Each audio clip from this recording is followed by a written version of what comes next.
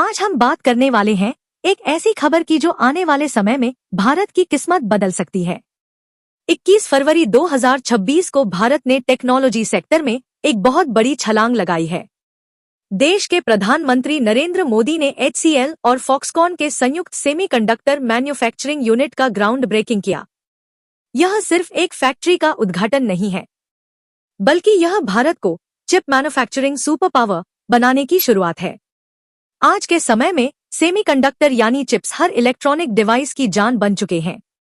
आपका smartphone, laptop, car, TV, washing machine, यहाँ तक कि मिसाइल और फाइटर जेट तक, सब कुछ इन छोटे छोटे चिप्स पर निर्भर करता है।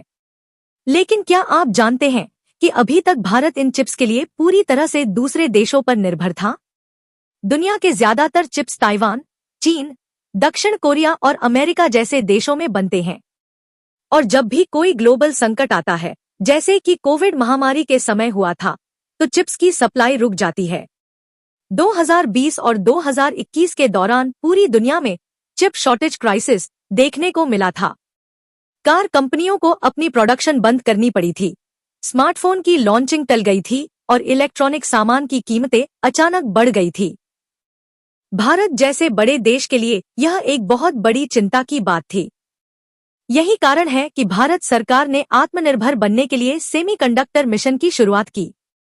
अब इसी मिशन के तहत भारत की प्रमुख IT कंपनी HCL और दुनिया की सबसे बड़ी इलेक्ट्रॉनिक्स मैन्युफैक्चरिंग कंपनी फॉक्सकॉन ने मिलकर भारत में यह विशाल सेमीकंडक्टर यूनिट लगाने का फैसला किया है।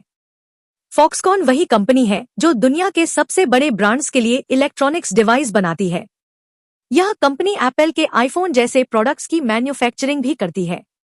अब सोचिए, जब ऐसी बड़ी ग्लोबल कंपनी भारत में चिप्स बनाएगी तो इसका असर कितना बड़ा होगा। इस सेमीकंडक्टर यूनिट के बनने से भारत में ही मोबाइल फोन, ऑटोमोबाइल, लैपटॉप और अन्य इलेक्ट्रॉनिक डिवाइस के लिए जरूरी चिप्स तैयार किए जाएंगे। इससे भारत को 3 बड़े फायदे होंगे। पहला फायदा, अब भारत को चिप्स के लिए विदेशों पर निर्भर नहीं रहना पड़ेगा। दूसरा फायदा, इलेक्ट्रॉनिक प्रोडक्ट्स की कीमतें कम हो सकती हैं क्योंकि मैन्युफैक्चरिंग। इसके अलावा इस यूनिट के आसपास कई छोटे छोटे सपोर्टिंग इंडस्ट्रीज भी विकसित होंगी, जैसे कि रॉ मटेरियल सप्लायर, लॉजिस्टिक्स कंपनियां और टेक्निकल सर्विस प्रोवाइडर्स। इससे पूरे क्षेत्र का आर्थिक विकास तेज हो जाएगा। प्रधानमंत्री नरेंद्र मोदी ने अपने संबोधन में कहा कि आने वाला दशक टेक्नोलॉजी ड्रिवन डेकेड होगा और भारत इसमें लीडर बनने की क्षमता रखता है। उन्होंने यह भी कहा कि भारत अब सिर्फ टेक्नोलॉजी का उपभोक्ता नहीं, बल्कि निर्माता बनने की दिशा में आगे बढ़ रहा है। मेक इन इंडिया और डिजिटल इंडिया जैसे अभियानों का यही उद्देश्य है कि भारत अपने लिए और दुनिया के लिए टेक्नोलॉजी तैयार करे। आज पूरी दुनिया में सेमीकंडक्टर को न्यू ऑयल कहा जा रहा है। जिस देश के पास चिप्स बनाने की क्षमता है, वही देश आने वाले समय में टेक्नोलॉजी और अर्थव्यवस्था में आगे रहेगा। अमेरिका और चीन के बीच चल रही टेक्नोलॉजी वॉर भी इसी बात का सबूत है कि चिप्स का महत्व कितना बढ़ चुका है। अब भारत भी इस रेस में शामिल हो चुका है। यह प्रोजेक्ट भारत को ग्लोबल सप्लाई चेन में एक मजबूत खिलाड़ी बना सकता है। विशेषज्ञों का मानना है कि अगर भारत आने वाले 5 से 10 वर्षों में सेमीकंडक्टर मैन्युफैक्चरिंग में आत्मनिर्भर हो जाता है, तो यह देश की GDP को भी काफी बढ़ा सकता है। इसके साथ ही भारत में स्टार्टअप्स और टेक कंपनियों को भी बड़ा फायदा मिलेगा, क्योंकि अब उन्हें अपने प्रोडक्ट्स के लिए जरूरी चिप्स आसानी से देश के अंदर ही मिल जाएंगे।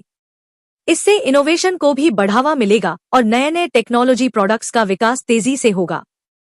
यह कदम भारत को सिर्फ एक मैन्युफैक्चरिंग हब ही नहीं, बल्कि एक इनोवेशन हब भी बना सकता है। आने वाले समय में भारत से दुनिया के कई देशों में चिप्स का एक्सपोर्ट भी किया जा सकता है। इससे भारत की विदेशी मुद्रा आय बढ़ेगी और ट्रेड डेफिसिट कम होगा। इस प्रोजेक्ट को भारत के टेक्नोलॉजी सेक्टर के लिए गेम चेंजर माना जा रहा है। अगर सब कुछ योजना के अनुसार चलता रहा, तो बहुत जल्द भारत दुनिया के टॉप सेमीकंडक्टर मैन्युफैक्चरिंग देशों की सूची में शामिल हो सकता है। दोस्तों, यह सिर्फ एक फैक्ट्री नहीं, बल्कि भारत के टेक्नोलॉजी भविष्य की नींव है। अगर आपको यह जानकारी पसंद आई हो तो वीडियो को लाइक करें, चैनल को सब्सक्राइब करें और अपने